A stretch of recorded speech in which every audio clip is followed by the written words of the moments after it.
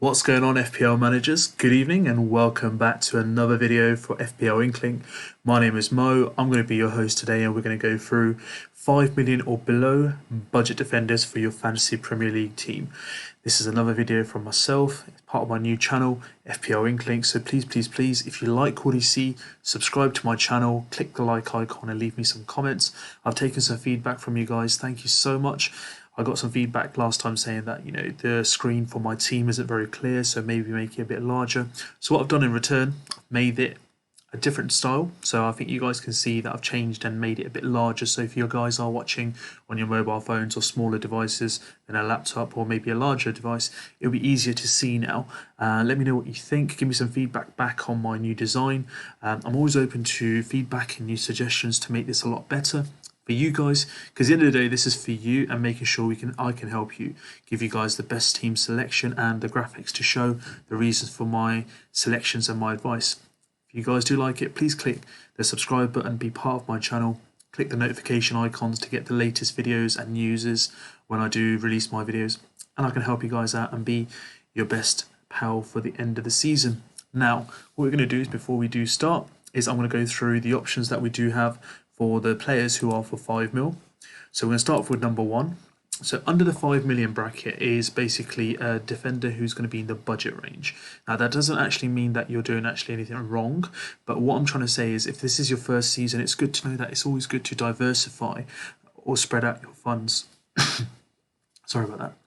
So to spread your funds, so if you want to go like, let's say someone who's a premium defender like a Robertson or a Trent Alexander-Arnold, you maybe don't want to have 3 defenders who have like a premium kind of budget range. So you might want to diversify it by having 1 premium, 1 mid-range, and 1 kind of like a budget. However, some people like to go 3 budgets. Some people like to go, medium range, 2 budgets, or basically some people just play the 3 whole back line as premiums. So it's entirely your choice what suits you. So for me, I'm just going to give you the top 5 performing defenders below 5 million this season so far, and how I think they'll be good fits in your team and what they've done and what they've got coming up. So let's not waste any further time and let's go through my first and number 1 pick. It's going to be Matt Targett. He's worth 4.9 mil, guys. He's playing for Aston Villa, so they've actually got, even with the double game week, he does have 1 more extra game to be rescheduled, which we'll go through together. His ownership, not very high, it's only 12.1%. He's got 99 points so far this season, and he only costs 4.9 mil. He's only missed 16 minutes, so a very small percentage of the season for Aston Villa. So he's played around 2,054 minutes. He's got 3 assists, he's got 13 clean sheets. So it shows that he's got a real good influence in that back line, and he's got 6 bonus points. So that's in, as you can see, the Aston Villa team. Sorry about that, I was just having a look at one of the figures. So that's in the Aston Villa team. They've been really good defensively, and they've been able to show that over the course of the season. So for 4.9 mil is a good attacking returns in terms of assists. No reason why we shouldn't get him in. Let's go through his fixtures now. For me, I believe Aston Villa over the next 5 to 6 game weeks have some really friendly fixtures. So they've got Leeds United and Sheffield United in this double game week. They've got Wolves at home, followed by Newcastle away, Tottenham at home, and Fulham home as well. So these are all fixtures that I believe that are winnable, if not good returns in terms of clean sheets for Villa itself. I know they have a tough run in the last, let's say, 5 to 6 games, but in terms of Villa themselves, they've exceeded everyone's expectations. They even beat Liverpool 7-2 in the first game of the season. I think it's the 3rd game of the season that they played. So it shows that they've got the potential to not only attack but to defend soundly as well. So Matt Targett is number 1. Not high ownership at all for a defender in his price range. He's got 99 points. There's no reason why he can add to that tally. So for me, he's going to be the number 1 choice for a budget defender. Number 2 is going to be his teammate or partner in crime in the defence, Konsa, who plays for Aston Villa. So we can see here his price is a bit cheaper. He's 4.6 mil, and he's owned by half the number of managers. So he's around 5.5%, 5.6% ownership himself. Now Konsa, very attacking. He likes to push forward. He likes to get into the areas where, from set pieces, he's quite deadly. So as you can see, he scored in the first game of the season. He got 15 points, which is a great return. So if you had him in your team then, it's a good choice. He's played slightly less minutes, so he's played 1,845. That could be due to injury during the 2 games against Burnley and West Brom.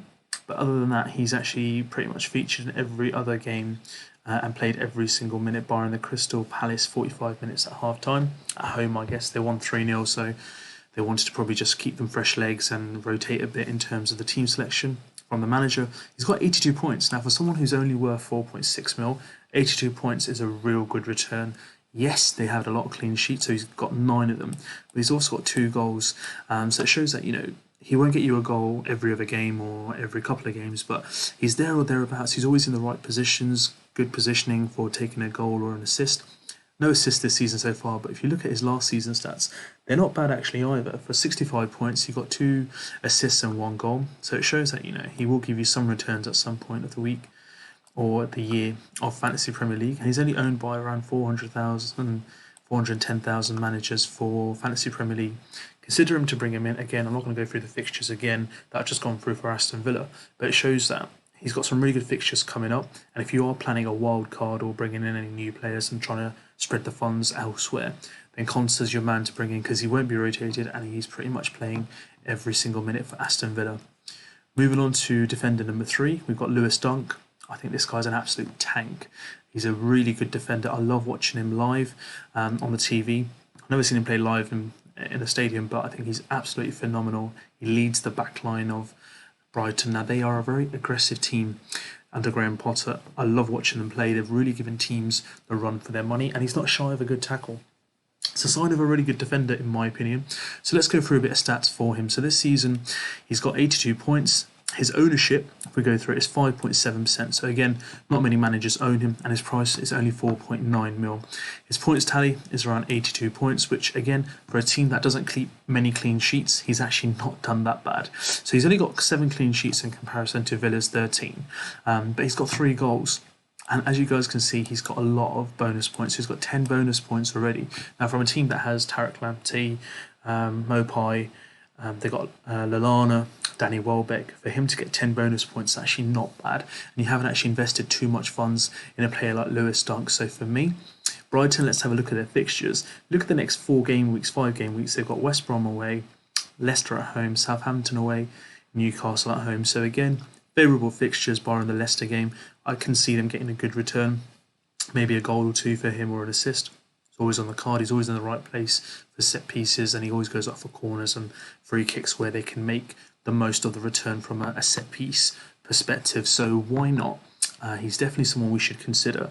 And if you're looking to play your wild card / free hit, or just make a couple of transfers to free up some funds for elsewhere in the park, Lewis Dunk is not a bad choice, as he is a regular and he leads the back line for Brighton themselves. But they have a few difficult games back to back. They got Manchester United, Everton and Chelsea. After that, they've got Sheffield, Leeds and Wolves, which are, I think, manageable in terms of Brighton. But then they've got West Ham at home, Man City away and Arsenal. So they haven't got an easy run in, but in regards to Brighton themselves and where they are in the season and what they're looking to get away and they want to survive, I think this is a really good chance for someone like Lewis Dunk to come in and show his worth. Staying in the Premier League will be a huge ask.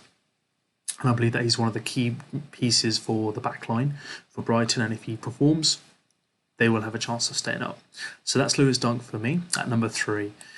Number 4, I think this is how you pronounce this, Angelo Ogbonner. I think that's how you pronounce the name. So he plays for West Ham. He's had actually a really good season in my opinion. He's worth 4.9%. He's out for injury at the moment, so I would not bring him in because there's no kind of definitive date from the club or David Moyes of when he'll be returning. So at the moment I would stay away from him, but just going through generally, West Ham themselves, they've not done too bad. They've actually stayed in the 4th position at this stage of the season, which is their highest position for I believe around 30 plus years. Maybe like the mid-80s they were this high at this stage of the season. But if you look at it generally, he's played around 2,000 minutes, 2,042. He's got 82 points with 2 goals in there.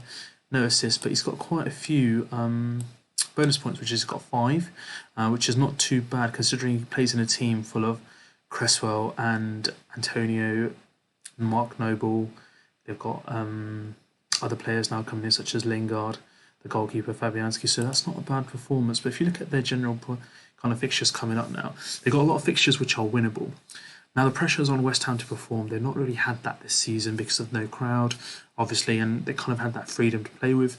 And I think now is about time where, even after like, let's say a couple of years at their new stadium, they're actually finally beginning to settle in and feel part of the kind of like climate or the kind of surroundings and atmosphere. It wasn't easy to move from Upton Park, and I feel, Spurs have had that as well this season at their new stadium. Moving from White Hart Lane, it's not an easy move, especially if you're moving stadiums. So someone like Arsenal, who did that many years ago in the Emirates, I believe they've done really well this season, and I think that this is a time for them to really kind of solidify their position in the league and actually have that one rare season where they have exceeded everyone's expectations, and who knows, they can be playing Europe. And even better, they're going to actually be playing Champions League. So let's have a look at their games and what's at stake for them. They've got Man City this week, and it's only a one-game week.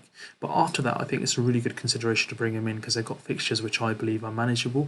For West Ham themselves, they've got Leeds at home, United away, Arsenal at home and Wolves away, followed by Leicester and Newcastle. So I think out of those 5 games, or 6 games, I reckon 4 of them are manageable, maybe winnable. But I think there's really good returns, and they have a really smooth run in at the end of the season. They've got Chelsea and Everton, but either side of that, they've got Burnley, Brighton, West Brom, Southampton.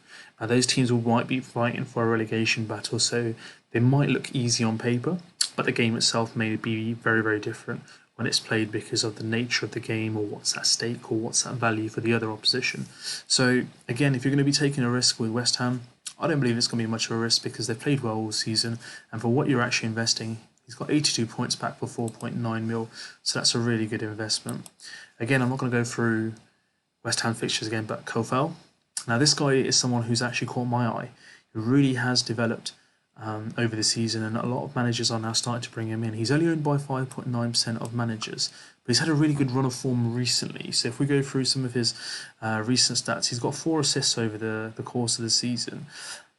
His performances may not look good on the Fantasy Premier League kind of point system of how much he's getting per week. But if you look at the games that he's playing, live or through the highlights, after the games, you are seeing he's getting in some really good positions, doing some really good last-minute tackles, and he's actually a pinnacle part or a vital part of the West Ham back line. So for number 5, for me, it's going to be Vladimir Kofel. He's got 82 points.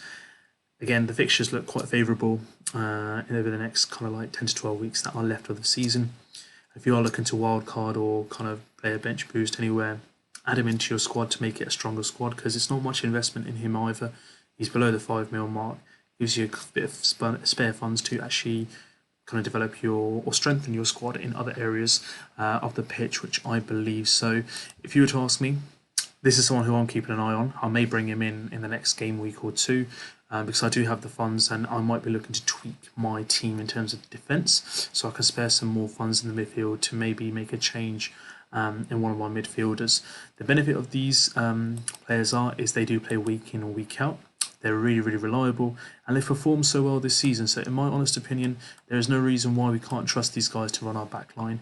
Out of these 5, if you were to even choose 3, if you're playing a 3-5-2, or if you choose 4 of them, if you're playing a 4-5-1 or a 4-4-2, you could be playing a 3-4-3. It's entirely your choice. Even if you just spread your funds along these budget defenders, you're not getting the high scores, but even if you look at premium defenders such as Alexander-Arnold or Robertson from last season, who were like running the stats in terms of assists and goals, they haven't done that this season itself. Now, it could be one of those odd seasons where defenders don't perform as well, because previous seasons before that, we've had players like Azpilicueta, Alonso, there was Valencia at one point. These kind of players who were wing backs, who used to do phenomenally well at the left back, right back positions for their clubs respectively. But let's not forget that it is an odd season, it is an odd time, so maybe not investing too much in the defence might be a wise move, and just spreading it across the budget defenders may be the right choice. So if you guys are looking to kind of wildcard, as I've mentioned before, or looking to restructure your team, think of these players and do consider using the funds wisely across the back line to free up the spare cash for your remaining players of the 15 members you have in your squad. So that's my video today in regards to budget defenders. If you've liked it, click the like button on the video, leave me a comment on how you felt. Let me know how you think about the new design or the kind of design illustration of the channel now. and let me know how I've done. Please subscribe if you liked what you see. Be part of my channel, be part of the family. Let me know how I'm doing. Click the notification icon if you want to get notifications of when exactly the video will be released, and let me know how I've done. I will be releasing more videos along with the weekly videos I am releasing, so I can go through other potential budget, premium, and kind of like mid-range players that we do have in our positions near the end of the season. It is a vital part. It's a final push. This is the time to actually really focus and make sure we make the right calls at the right time. It's been an absolute pleasure. Have a lovely evening, and I'll see you guys soon.